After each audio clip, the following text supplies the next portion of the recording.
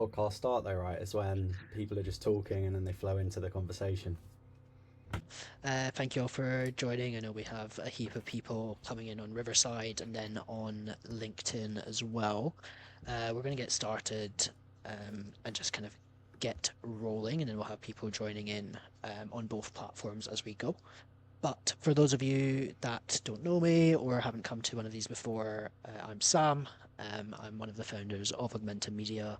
We do these with the main intention of like how much information can we share, how much can we just provide a base for really productive discussion, kind of past base level of influencer marketing, and then just kind of e-commerce as a whole. I think the one thing that myself and a lot of our guests share is this need for talking about things in more of like a 1 to 10 way rather than 0 to 1. And so that's really what we're going to look to achieve today. As a heads up, then, we are assuming that everyone here already runs creators on at least one of Instagram or TikTok Shop, or already has the knowledge, kind of baseline understanding of what that looks like. I mean, there's a lot on how to start an influencer program out there. Remy, you'll tell me there's a lot on how to start TikTok Shop, whether it's good or not, up for debate.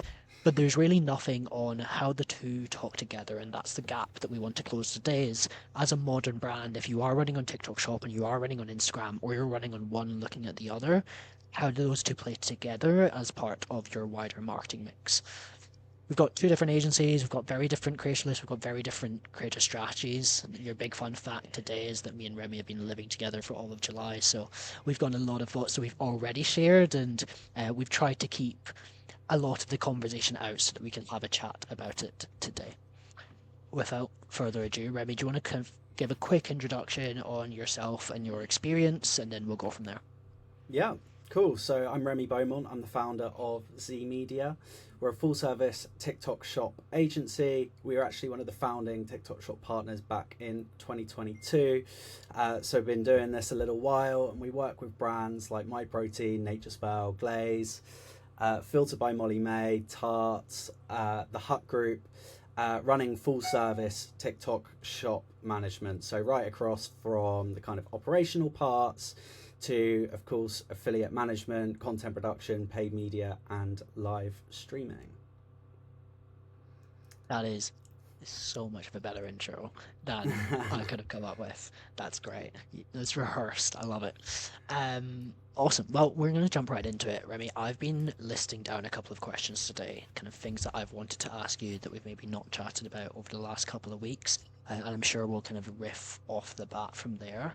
But the one thing that I think would be good to set the base and get everyone's perspective on first is that like almost every brand that we talk to, and probably yourself, runs some sort of affiliate on Instagram, some sort of affiliate on TikTok, usually TikTok Shop, but they run them as two totally disconnected programs. That's like different owners, different KPIs, different parts of the marketing mix. Why does that keep happening? And looking at the costs, like why is that an issue? Yeah, I mean, I think we see exactly the same thing with every brand that we onboard. It's kind of, very separate teams. I think sometimes they don't actually even know each other's names. I think, the briefs are quite different. I think the creator lists don't necessarily overlap, but I do think that there is a lot of work that is kind of doubled up on.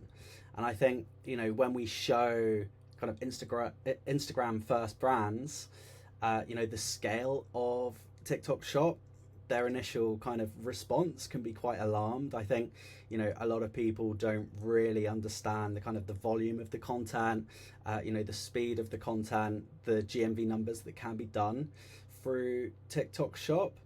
Um, I think as well, the reason why is because obviously Instagram has been around a lot longer than TikTok Shop has. But really, I think the content that performs on one platform. I think this is what we kind of want to understand today, right?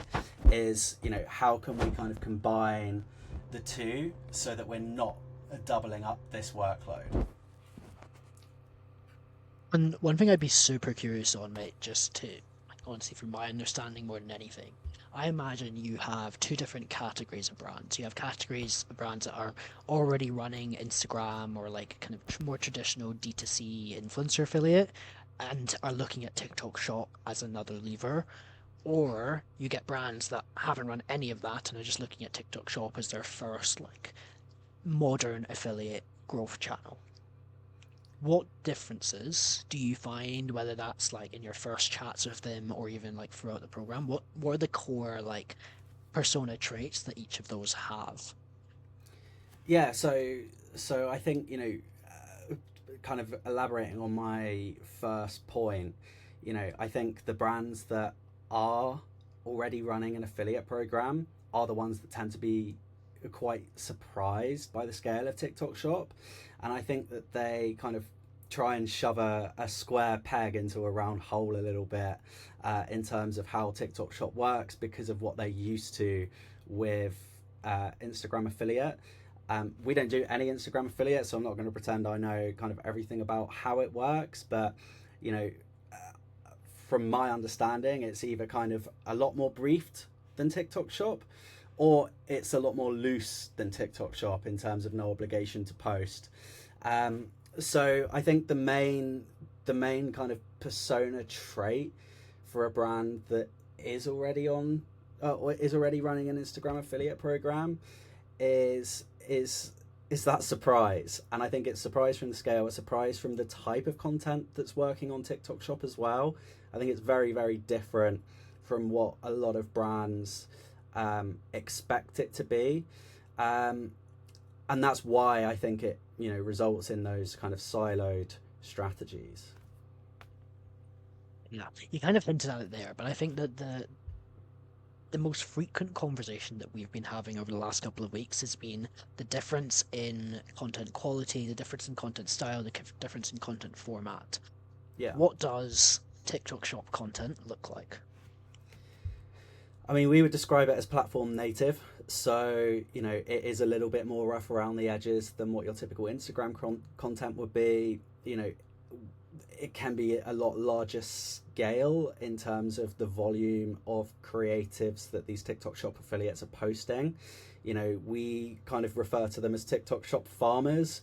Obviously, when we're kind of going through and processing affiliates, we can see how many affiliate videos they have posted, and some of these affiliates are quite literally posting 800 plus videos per month. So obviously at that scale, we're not looking so much at kind of ultra highly edited aesthetic content, but that is not actually what works on TikTok Shop. TikTok is very much kind of pick up the phone, act like you're on FaceTime to a friend, and kind of run with it. Of course, there's structure to the content. Of course, there's kind of buyer psychology to take into account. However, I think we were talking about this earlier. The way that I kind of look at TikTok versus Instagram is kind of TikTok is a brand's personality. It's what it's up to at the weekend rather than what it looks like, if that makes sense.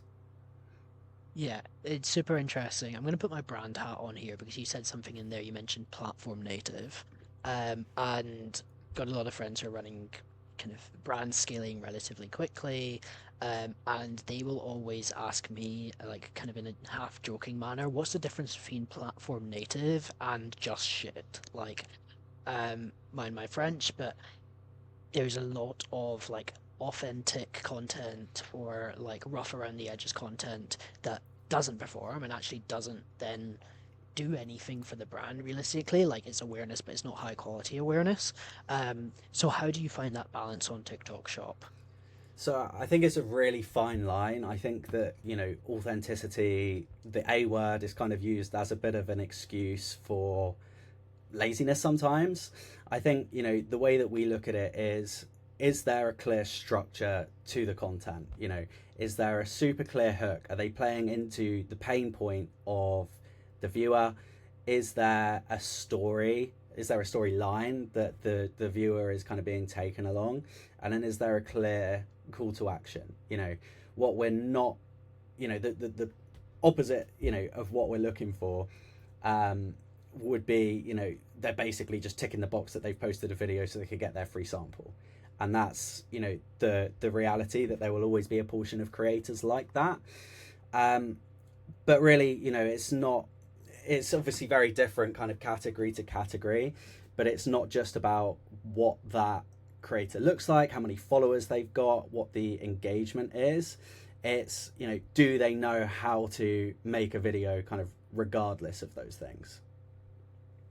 Yeah, and I think that's what I find really, really interesting, then comparing like content that we're seeing on from affiliates, particularly on Instagram, is the I feel like they typically need, and we can chat about this a bit more, but I feel like they typically need a lot more structure, a lot more briefing, and a lot more education as to how to create a high converting video, but potentially already have that like brand slightly more like premium approach already unlocked. And so these are two very, very different conversations to have, right, for Instagram creators, and to kind of coach them to create slightly higher converting content versus TikTok creators, and teaching them to produce content that is actually of value and isn't quote unquote shit.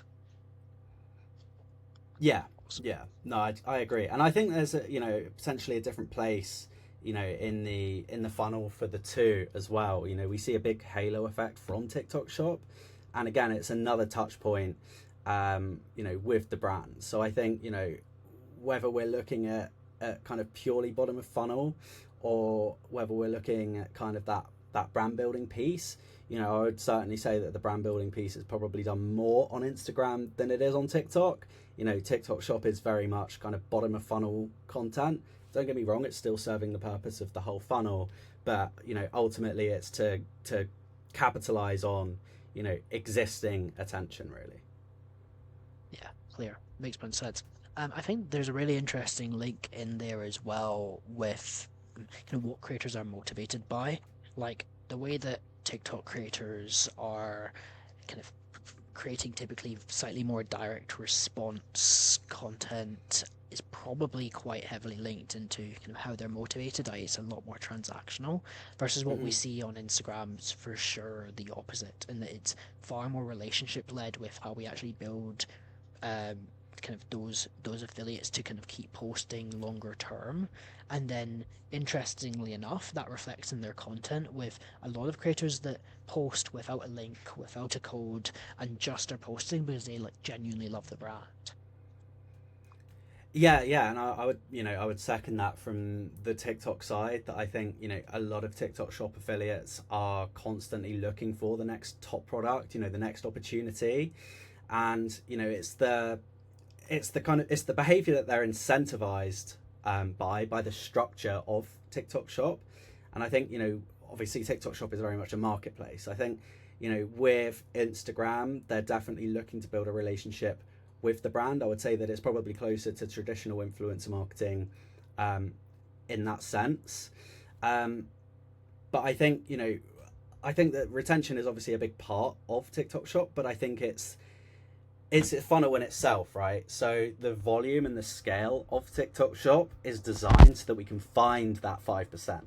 Once we've got that 5%, then we'll see that the majority of GMV will be driven by that kind of upper cohort, and they can definitely be converted, and incentivized to kind of build a deeper relationship. But I think that's probably a good point in terms of how the two platforms can overlap as well. Yeah, and I think the interesting difference there on Instagram that we find is that I feel like creators can play one or more roles, and kind of different creators playing different roles within an Instagram affiliate program. As far as I'm aware, and obviously I'm not the TikTok shop expert, but I imagine that the same creators that are driving the majority of the GMV are also typically creating the content that is performing best on Spark ads. You might tell me I'm wrong there. Um, However, on Instagram, you very much have like the similar 5 to 10% producing 85 to 90% of the revenue, but there is other creators out with that 5 to 10% that are producing the best content for Meta or are driving the most awareness. And so we typically find that you can reroute into kind of 3 different areas depending on the type of affiliate on Instagram. Is that the same in TikTok, or do you find it is typically quite top heavy? Yeah, I would say the same thing. I think there's a lot of content. I mean, I'll give you a real life example. We've got a client, and they wanted to use creatives for Meta, so they wanted us to send them all of the top performing content from GMV Max, which is basically TikTok's ad product. Um, we sent it to them, and there were a few raised eyebrows that this was the top performing content. There was a few questions around the quality of the content in terms of how it was the top performing content, even questioning if the platform was glitching and basically forcing ad spend behind this content. We then sent them all of the amazing aesthetic, beautiful creatives that we knew that they would consider a brand fit, which they absolutely loved. And then we sent them the performance data, which they obviously didn't love. However, to your point there, I think there's definitely a purpose in terms of reusing and repurposing those creatives onto Meta. And I think, that's how we can really kind of recycle content that, is not necessarily a fit for TikTok, but, ultimately that creator's already made the video. Usage acquisition is probably going to be very cheap, potentially even free, and then have a kind of second round of value. Yeah, makes a heap of sense. I'm going to move through to a conversation that we've had before. We've often talked about TikTok as the testing layer and Instagram as the kind of more brand layer. Mm-hmm. Just for everyone's context, because I know we've been through this kind of day in, day out, what does that mean? Um, so again, I think it just really goes back to the scale. I think TikTok just lets you test kind of wider and broader. A lot of brands, especially in categories like beauty, they can be quite reluctant to push those creative boundaries on Instagram because, the content sits on the creator's grid. Obviously, the brand team can be kind of watching it like a hawk, and there's that kind of reputational consideration. I think on TikTok, ultimately there is just more freedom. A lot of the, especially kind of enterprise brands that we talk with, the first question that comes up is in terms of creative control and creative quality, especially with commission only payments and kind of not being able to penalize creators for not following briefs. Sales cycles can be quite long because of that, just while they kind of get to terms with it. But typically what we're doing when we're launching on TikTok Shop is running 20 to 50 different angles and different hooks across a wave of creators, basically. So that's kind of our phase one, which we call the signal phase. So we're not really optimizing for anything but data collection at that point. And of course, most of them will not move the needle.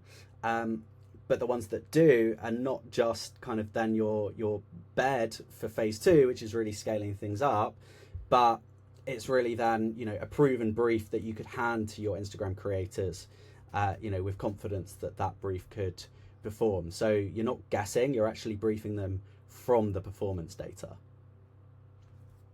Yeah, 100%. And like the best programs that we're running from a creative standpoint do exactly that. Like, I love coming into a program at a place where TikTok Shop's actually running really well and we're getting a lot of learnings from TikTok. We've got a brand that we just onboarded with, that's about 30% TikTok Shop, doing kind of low 9 figures of revenue a year, and like the number of insights that we could gain from all of those videos, the number of times we've had to say no, we can't run that concept on Instagram but we could run it on TikTok, has been really, really interesting.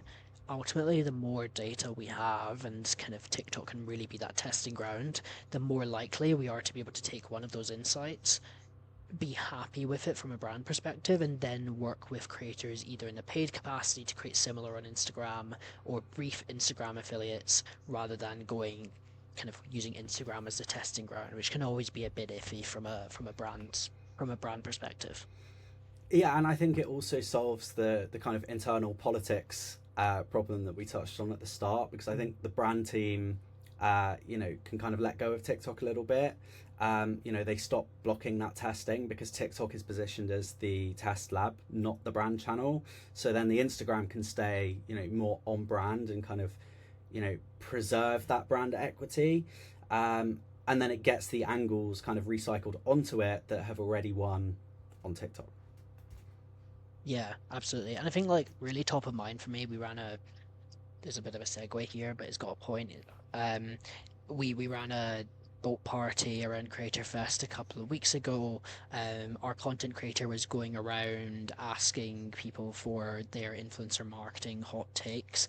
So I was definitely dragged into some content as normal. And I think like the number one thing that came out of that interview, which I almost realized halfway through that conversation, is that Instagram creators, in my opinion, and influencer marketers as a whole, need to learn direct response a bit more from TikTok creators. And it's finding that balance between creating really strong organic content, but also content that can then perform in a paid capacity, which obviously are two things that might feel related, but are quite a lot more different than you'd initially expect. That's the hook structure, the pacing, the on-screen text, the problem solution structure. You can make that feel organic, but if you don't actually understand what makes a good direct response video, then you can't bring that into organic content. And so when it comes to like meshing programs together, another reason why I absolutely love taking on an account where they've been running TikTok Shop for a while is because we can coach Instagram creators to produce more angles similar to what some of the better TikTok Shop creatives have been, and almost coach them with again like TikTok Shop content and say make this in your style, which is typically more a bit more brand led. Makes a lot of Nice, sense. awesome. Um, One question I did have, I wanted to chat about creator overlap. That is, like, how do you activate the same creators across both platforms? What does that realistically look like? What sort of volume actually have both platforms? And how should brands go about doing that? Because if everyone would love to get 2 to 3 videos from each piece of content posted across different platforms if they can.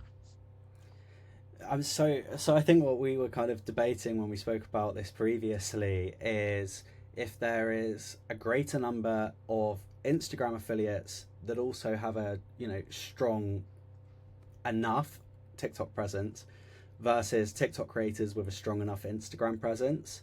And I think that's really kind of the first consideration, right? Because the way that people grow on TikTok and the way that users are served content on TikTok are very different compared to Instagram. Instagram, obviously users are primarily served content from people that they're following versus TikTok, where by default people are watching content through the For You page.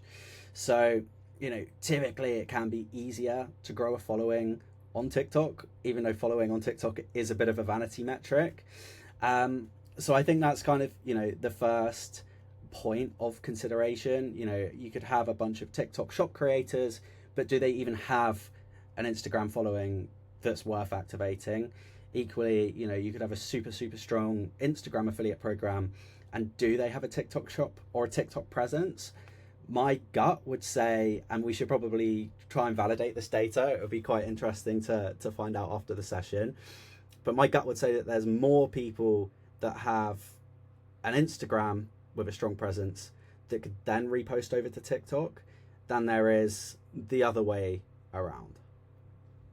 Yeah, I agree, and I think like I've been thinking about this for the last couple of days, just kind of leading into this conversation, but I think that is potentially just really simply because Instagram's been around for longer. Like you've got creators that have been producing on Instagram for a long period of time, have seen the rise of TikTok and have gone like, I want to also build a TikTok presence versus like Instagram's been around and people have been creating on there really regularly for a long time before TikTok. And so if someone's built a following on TikTok, they either like they're more likely to have been producing on Instagram beforehand, or if they haven't, what's the need for them to go and produce over on Instagram? I mean, that's my gut. We should definitely and validate that data before we publish that anywhere. But what we've seen on one of our programs is that around 10% of Instagram creators that we brought onto the affiliate program, when prompted, also have a TikTok presence worth activating. So not a massive amount, but again, not insignificant if you're onboarding 1,000 affiliates to have 100 more affiliates on your TikTok side. 100%. And I think, when we're in kind of phase zero, especially with a cold start of a new TikTok shop brand, the first thing that we will quite often do is see if the brand is already running an Instagram affiliate program, because ultimately, we need creatives for GMV Max. About 70-80% of TikTok shop GMV comes from GMV Max. So the hardest part of a TikTok shop is really that 0 to 1, because ultimately creators want to work with three types of brands: brands that are super aspirational and cool, brands that are paying them big flat fees, and brands that are already winning on the platform.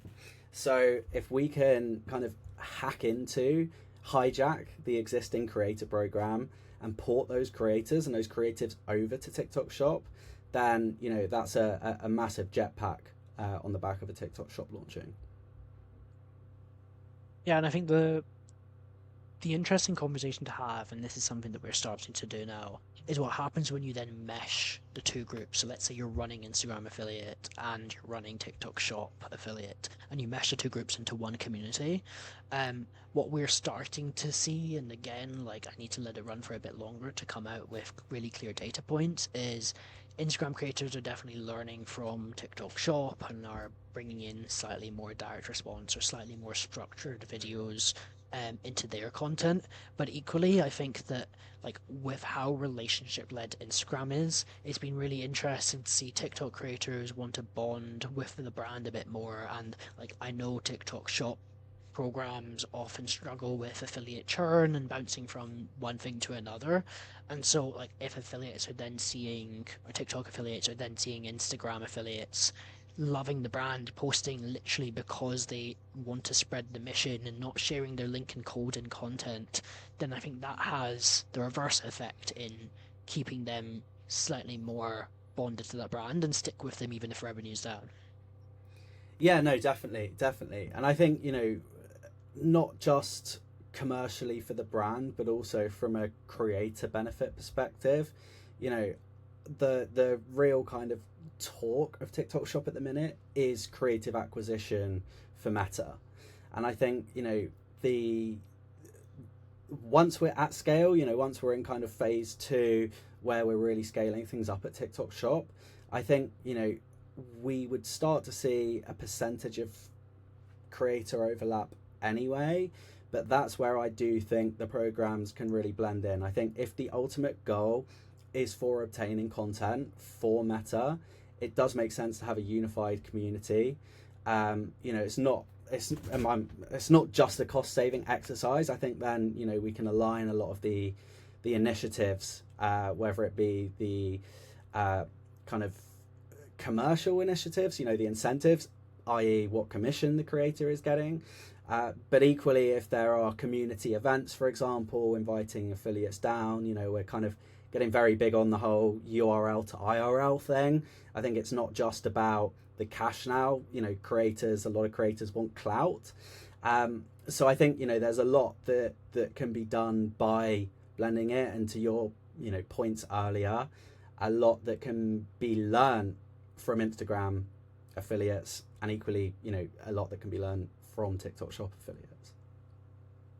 Yeah, 100%.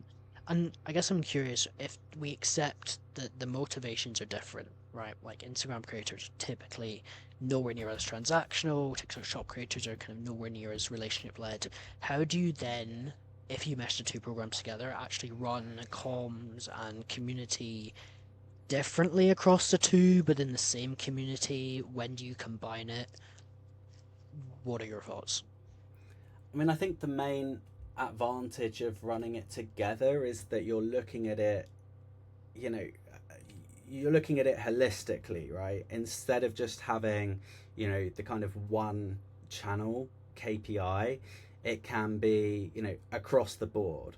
So, if we wanted to do a push on TikTok, there could actually be, well, if the creators have visibility over what is available to them on TikTok, it might incentivize them to, come over. Equally the other way around. I think, we do a lot of one-to-one messaging, but it's primarily for the kind of top 10, 20, 30 affiliates. I know that when we've spoken to you before, it's been for literally like the top few hundred or thousand. So I think that it really depends on the mindset of the affiliates as well, and I think that also depends on the market when we compare, kind of the entrepreneurial mindset of US affiliates, versus UK affiliates. But ultimately, I think, the more value adds, and especially the more things that you can do that are outside the box. Like every TikTok shop brand ever has a lark chat, or in the US, a Discord community where everybody is kind of spewing the same shit every single day. And, if there are then combined budgets, if there are then, bigger events, bigger incentives because of the two platforms working together, then I think it absolutely makes sense to merge them. Yeah, and like my genuine belief is that the same lift is sitting on TikTok in the like relationship building side as exists on Instagram. Like the difference in our programs, if we're able to DM creators day in, day out versus not, is night and day. And it's why we'll put a community manager into every Instagram account, chat to thousands of affiliates at once, like understand who are their kids, what are their names, what are they getting up to on the weekend. And I know we've chatted about it previously with TikTok Shop as like how do you actually retain those affiliates for longer and keep them active for longer.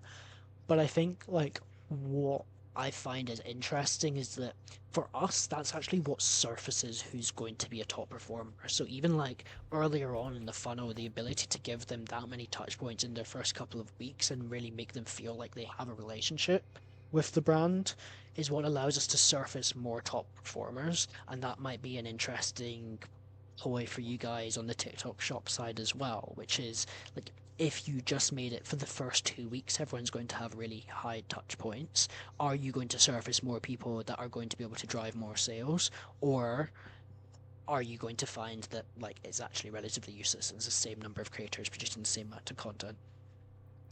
Yeah, I think it's an interesting point as well, because there's, obviously what the data can tell us in terms of, okay, this creator has posted a video, they've already driven X amount of GMV, and of course we'll be straight on that, encouraging additional content pieces. But we do have a lot of dark horse creators as well, where it's kind of an intangible, untangible, kind of mindset of just their attitude. Because if we Mm. see that they are organically posting, repeatedly for us, then that's definitely a cue that we would look at, that okay, this creator's got a good attitude. Maybe with a bit of coaching, with a bit of mentoring, with a chat with one of our creative strategists, they would be able to kind of really nail things down. Yeah, that's so interesting. So in TikTok Shop, you're typically looking at organic posting and kind of creatives produced in your first couple of weeks as your signal for are they going to be a top performer or could they be a top performer? Versus for us, we're typically using like how many DMs are they sending us and how excited are they to receive the product as a signal for like are we going to continue to invest time into them? And that's what then ends up leading to them creating more content. Yeah, yeah. I mean, I think it's a similar approach, um, when you look at it kind of top down in terms of what it's really trying to do. But I think again, at the volume of TikTok Shop affiliate, we do have to be quite intentional with where that time goes. So ultimately we want to invest in creators that we see are investing their time. Which is why content produced is really the key signal. Even if they're not an amazing creator now, if they're kind of not, how would I explain it? If they're not precious, about posting the same brand time and time again, ultimately that's what leads to retainers. That's what leads to invites to HQ, to factory tours, to all of these other kind of incentives, and that's ultimately then what gets them not just producing more content, but producing higher quality content. And that's the thing with TikTok Shop that I think is, again, a different kind of um, incentive for the creator is that they know all of their content is getting pulled into GMV Max. They know that each one of those videos is essentially a lottery ticket. They only need one of those videos to bang, and it doesn't matter how many videos they've created previously, just one needs to bang for them to be getting a good little payday. Yeah, and that's so interesting because we have like the opposite conversation where we actually have to do a lot of education on like what is a partnership ad? How does it work? Why do you benefit? Versus on TikTok Shop, I imagine it's more like they are entering that lottery, as you put it, which I really like that analogy, with the intention of you then kind of amplifying that as much as you can. Yeah, yeah, no, absolutely. And again, that's why some of the incentives are not necessarily kind of straight up cash bonuses, but it could be dedicated creative boost budget behind their content in GMV Max. Ultimately, the ones that we want to invest in are the ones that are taking it seriously. They're thinking of themselves as a business and they're open to feedback. They want to improve. Yeah, absolutely. You talked about incentives there, so I'm kind of keen to hear more on that piece. Talk to me about like competitions. I'm sure everyone saw like I mean the first guys to do it like properly and go really big on it was the goalie nutrition PDF that everyone saw everywhere. But how do you guys run competitions? What impact does it make? Why are you doing them? Yeah, so it really depends on the goal. So, we typically run video output competitions with a minimum GMV. So it basically just disqualifies anybody, for lack of a better term, shit posting to tick the box that they've made that number of videos. Um, there, of course, are many brands that post incentives that you can win. A Bugatti Veyron if you do, £1 million in GMV, and those strategies worked kind of really, really well. I would say, a year or two ago, until everybody clocked on that the majority of people were never going to hit that first threshold. So now what we actually find is that making obtainable targets that are tiered works a lot better because ultimately if 100 people or 500 people enter that competition, yes, the majority of them are not going to hit any tiers. However, the content acquisition cost, especially if it's in the competition terms, that they A must follow a proven brief, and B they then give us meta usage rights. They're it's a much better deal for everybody, and the content is obtained with usage at a much more efficient price. So, I think ultimately we want everything to be win-win. We don't want the affiliates to feel that we're just taking from them with unrealistic targets, which, I think is kind of what happened with these mega prizes. Yeah, and I mean, like, big takeaway there, we're doing exactly the same on Instagram. I think, on a very similar timeline to yourself, we've seen that the competitions with the big prize for driving X amount of revenue or Y number of pieces of content or Z number of impressions, just isn't within reach and doesn't actually produce any, like, a kind of or very small lift. We're talking like 5 to 10% lift on content creators for a content focused challenge if everyone thinks it's unattainable. However, if you're then making those targets lower, it's almost like I can't remember the word, but kind of it doesn't really make too much sense that if you're like, but if you decrease the number of creatives or you decrease that target, then more people think it's within reach. More people like quote unquote opt in and decide internally they've committed to I'm going to complete this challenge, and we end up seeing much higher, like 50, 60% lift across those metrics. Yeah, no, absolutely. I mean, I think we've seen the same thing, and I think you know, especially when there is a big gap between creators, it's the easiest way to disengage your creators is to make that target not feel reachable, especially if they can see that somebody is more likely to win, a prize than they are. It's more, it's the way that we're structuring things now is much more, kind of everybody's a winner, as long as they follow the guidelines rather than, one massive prize for one person. Because, you know, as soon as somebody's ahead, everybody else just basically gives up on the idea. Yeah, 100%, especially if they're like not 100% clued in on the TikTok side that kind of different follower counts are probably all going to hit relatively similar impressions and views and GMV numbers, and that it is a bit of a vanity metric. Like on Instagram, I mean, I know a lot of people say follower count's a vanity metric. I kind of somewhat disagree. More followers means you do have more reach typically, but like on Instagram in our competitions, we'll get nano influencers going, well, I'm in the same competition as this person that has 150k on Instagram. Of course, they're going to drive more sales than me, and it's kind of like kind of true. So Mm. that like there's something in it for everybody, as well as that big prize, definitely works really nicely for us.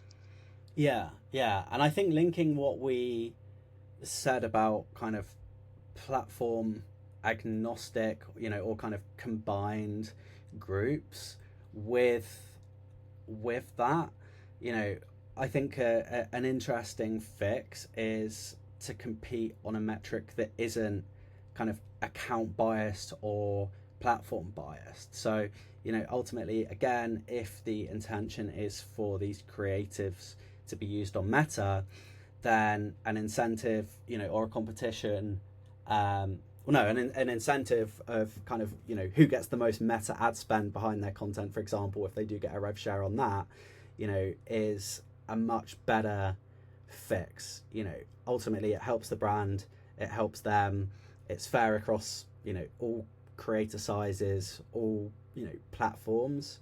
Um, and I think it doesn't matter whether it's run as a Spark ad, whether it's run as a, you know, on TikTok, whether it's run as a partnership ad, whether the creative is extracted out and plunked on Meta. You know, it's a win-win for everybody, and it rewards content quality as well, which I think is what, you know, again, kind of fixes what we've said around the differences between the two platforms. Yeah, 100%. I think like the the best communities that combine both TikTok Shop and Instagram are very focused on kind of creative quality and creative performance across Spark ads, GMV Max, partnership ads, etc. Because like it's the one thing that is the big leveler between the TikTok Shop creators and the creators on Instagram. Everyone has the same opportunity to create that content and potentially get a percentage of ad spend deal or some other structure. Mm-hmm, mm-hmm. Um, awesome. We are. Ava's just pinged a message into the chat, which is really really nice timing because we are going to move into the Q&A now. Um, I will kind of open the floor to questions. Feel free to kind of unmute and ask them or put them into the chat like Eva's done. We'll answer this one first, and then yeah, we'll give it a couple of minutes if anyone else wants to ask any. Sweet. Um, where do you technically run such programs where you pay commission on meta ad spend? Not many tools offer this. Cool. I can give a couple of tools, a couple of shout outs. We're doing it on both Refunnel and Super Affiliates. Both have the capability to do it. Working really, really well. Important features that you need to have are kind of like one-click whitelisting or partnership ads, so the ability for it to make it really, really easy for creators, and then the ability to view all of that content in one dashboard, so that you can view that creator content specifically rather than having to rely on a tool like Atria where it's mixed in with all of the other assets. So that's what we are currently doing. Ava, if you want to ping me a message, I'm more than happy to send you a video of what that looks like across our programs and how we've set it up. Sweet. Any other questions? I have If one, not, I've if got. that's Yeah, okay. sure. I'm going to speak because it'll be quicker than typing. I've seen on LinkedIn before that you have posted where with your seeding campaigns that that you've secured content for meta ads and like UGC. And I just wondered, like you've mentioned that you with the competition and lowering the targets that are more achievable, how else would you recommend like securing content just through gifting? With a lot of the campaigns that I'm managing at the moment, I'm getting so much pushback from creators that are wanting fees now for their content. which is completely understandable and fair. But yeah, if there's not much leverage to go off with from the brand, how else are you securing content? Yeah, I'll run you through how like a typical like seeding and ambassador program is structured for us. So we will obviously be seeding creators en masse, no obligation to post. We're not asking for any content initially, and the whole point of it is we want to build a relationship with them. I think that the most critical piece is then we typically wait 2 to 4 weeks before we then onboard them onto any sort of ambassador or affiliate program, where as they sign up, it says by entering this affiliate program or by joining insert brands ambassador program, you agree to give us full usage rights in perpetuity for organic and paid channels. And so while we don't get usage rights within the actual seeding stage unless we go out and request it, we typically then get usage rights for all affiliate content moving forward, which is the bigger play because that volume of content typically far outweighs the seeded content by like month 3 or month 4 of a program because that compounds. If you then were to actually just look at the seeding content and also want to get usage, again, I think it's a relationship thing. I think it's if you've been in the DMs, you know their kid's name, you're chatting to them about like what they're up to on the weekend or how they're finding the product. We typically find around 70 to 80% of creators are providing us that usage rights for free in perpetuity because it is simply phrased as like our marketing team loves this content. We would love to be able to amplify this on Meta as well. So my guess, again, I've got nowhere near the amount of context that I would need to kind of say this outright, but I would guess that it's a relationship building piece and potentially not spending enough time in the DMs before you either onboard them to an ambassador program or request those usage rights. Cool, thank you. Of course, all good. Awesome. Remy, I had one final question for you, mate. Let's say a brand is strong on Instagram, they're about to launch TikTok Shop. What's the first thing that they should be doing differently because they already have that Instagram program? So yeah, I think I touched on it loosely earlier, but kind of using that pre-built creator army as your initial seeding. You're already going to have relationships with those creators. They're already going to have kind of validated creative angles. So I would be hitting them as hard as possible to join the TikTok Shop affiliate program if they're not already. Ultimately, we're just needing their content because remember 70-80% is coming from GMV Max. We just need that initial content to be able to get us off the ground. We're running the ads on Max Delivery at that point. So we're literally just brute forcing it through the algorithm to get maximum visibility. We're not looking at profitability. We're not looking at contribution margin at that point. But that is really the hack to, and that's the massive advantage a brand that is already seeding on Instagram will have, is those pre-built relationships that can port over to TikTok purely from the standpoint of getting off the ground. Of course, it then scales from that point there on. Love it. That's a great spot to finish off. If anyone has any other questions, please do feel free to ping either of us on LinkedIn. Ace, you just unmuted, so if you have a question, we can hit that first. Hey, yeah, glad I made it in. Just a quick question. It might be a two-parter. I'm not allowed to be on TikTok Shop just yet. I'm still working out those kinks, supplement brand. So I'm wondering, can this same sort of process work with just normal TikTok Shop, or just normal TikTok creators, or even shop creators that you can convince them to do just normal TikTok content? Because I do see the value in that type of content, just organically, just for TikTok and Meta ads. And two is is there any cheaper way of sourcing these creators? I'm just finding these platforms to be mega expensive, and even their outreach bots, they start at a $200 per month minimum. So what's the best way to outreach and discover them? Thank you, guys. Cool. I mean, we typically don't handle things outside of TikTok Shop. The reason being that the closed loop is just kind of unbeatable in my opinion, but I am biased. That doesn't mean that it's not doable. It's just that your objective and therefore your results are probably going to be a little bit different. If I was to kind of pitch that to a brand, I would probably not be over indexing on the bottom of the funnel.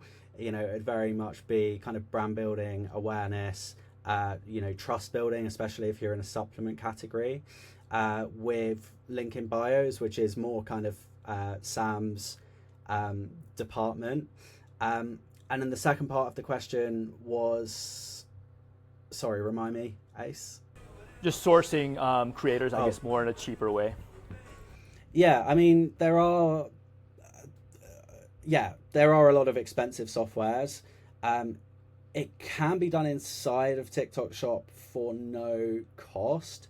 So even if you're struggling to actually get accepted or onboarded, you could probably still register as a merchant and take advantage of those tools.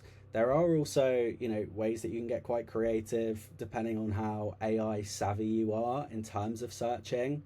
You know, there's a lot of different MCPs, CLIs and APIs that you could take advantage of so that you could actually pull those creator lists natively inside of Claude Code. Sam, I'm not sure if you've got anything to add to that. I know that you know, you do, the way that you do kind of your programs is probably a little bit more aligned to what that would actually think do. Unfortunately, like at scale, pretty similar.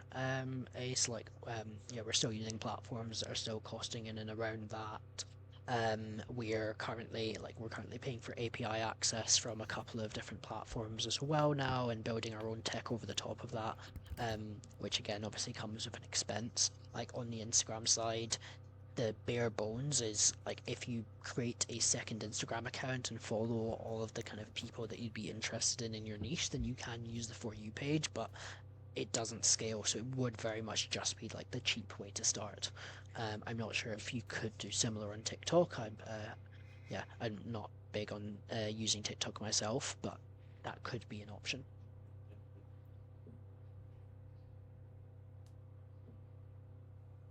Nice. Um, awesome, thanks. Cool. Well, if anyone has any further questions, please do LinkedIn message one of myself or Remy. If you guys want to check out Zed Media, then yeah, z-media.com, I think. Z, it's just Zed, z.media. z.media. No Close. .com and no dash, just z.media. No.com, z.media, and then yeah, feel free to search us up on augmentum-media.com as well if you don't know us already. Appreciate all of your time, and similar for all the folk through on LinkedIn, and have a great rest of your day. Thanks so much, guys.